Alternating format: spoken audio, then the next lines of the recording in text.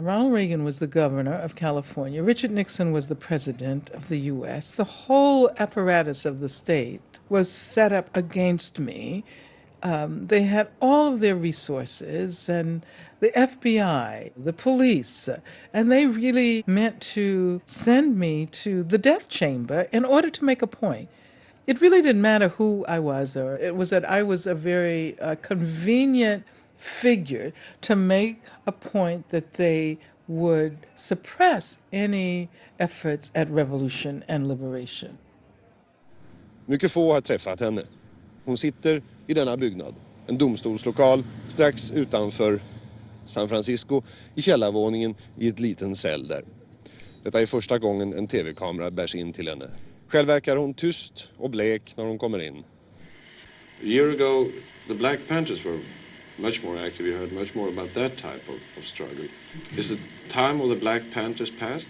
The Black Panthers still exist, and the Black Panthers are still extremely active in the Oakland community and in communities all over the country. I'm not sure whether you are aware of what is now happening in the Black Panther Party and the kinds of things that members of that party are doing now. No, but tell me. First of all, if you're going to talk about a revolutionary situation, you have to have people who are physically able to wage revolution, who are physically able to organize and physically able to do all that is done. Yeah, but the question is more, how do you get there? Do you get there by confrontation, violence? Oh, is that the question you were asking? Yeah.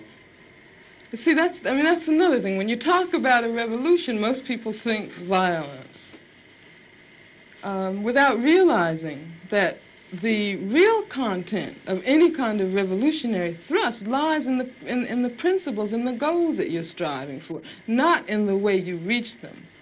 On the other hand, because of the way this society is organized, because of the violence that exists on the surface everywhere, you have to expect that there are going to be such explosions. You have to expect things like that as reactions. If you are a black person and live in the black community all your life and walk out on the street every day seeing white policemen surrounding you, when I was living in Los Angeles, for instance, long before the situation in LA ever occurred, I was constantly stopped. No, the police didn't know who I was, but I was a black woman and I had a natural, and they, I suppose, thought that I might be a, quote, militant. And when you live under a situation like that constantly, and then you ask me, whether I approve of violence. I mean, that just doesn't make any sense at all. Whether I approve of guns. I grew up in Birmingham, Alabama. Some very, very good friends of mine were killed by bombs that were planted by racists. I remember from the time I was very small, I remember the sounds of bombs exploding across the street, our house shaking. I remember my father having to have guns at his disposal at all times because of the fact that at any moment we might expect to be attacked. The man who was at that time in complete control of the city government, his name was Bull Connor, would often get on the radio and make statements like, niggers have moved into a white neighborhood, we better expect some bloodshed tonight. And sure enough, there would be bloodshed.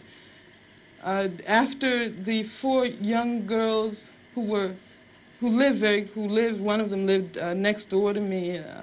I was very good friends with the sister of another one. My sister was very good friends with all 3 of them. My mother taught one of them in her class. My mother, in fact, when the bombing occurred, one of the mothers of one of the young girls called my mother and said, can you take me down to the church to pick up Carol? We heard about the bombing, and I don't have my car. And they went down, and what did they find? They found limbs and heads strewn all over the place.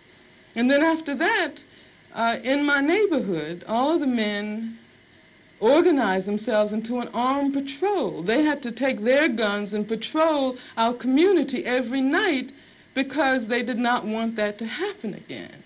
I mean, that's why when someone asks me about violence, I just find it incredible. What it means is that the person who's asking that question has absolutely no idea what black people have gone through, what black people have experienced in this country since the time the first black person was kidnapped from the shores of Africa.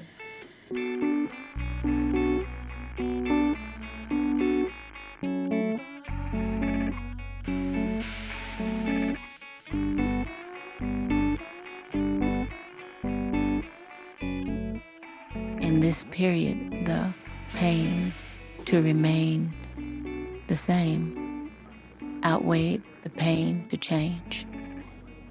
I see that the time period brought on an evolution, and it's contagious like hot coals. One ignites the next, and the next, and the next, and the next. When you get tired enough is when you begin to want to sacrifice everything inside of you. The fear just leaves. This is what happened in this time period.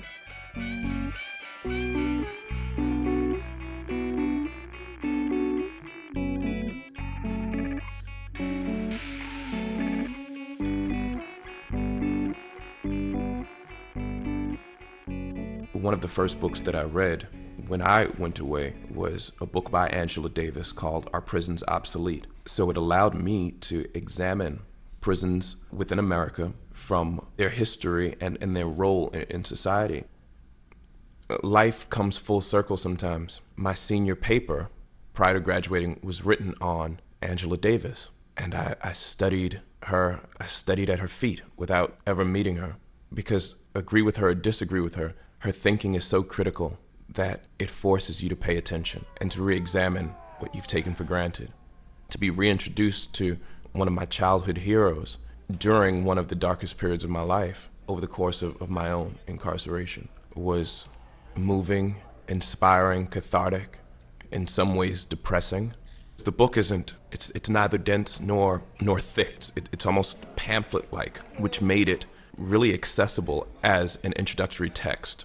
Other inmates would see me reading, and they'd come up to me and they'd say, well, John, I don't have a lot of experience with reading, and I don't do it often, but can you recommend a book?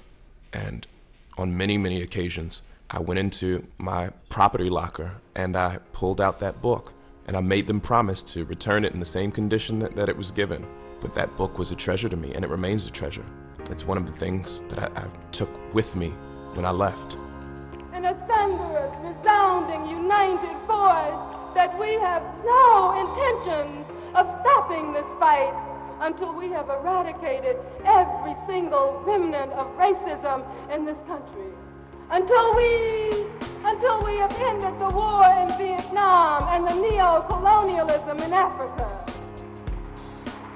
We are not going to stop fighting until every political prisoner is free and until all the monstrous dungeons in this country are mere memories of a nightmare.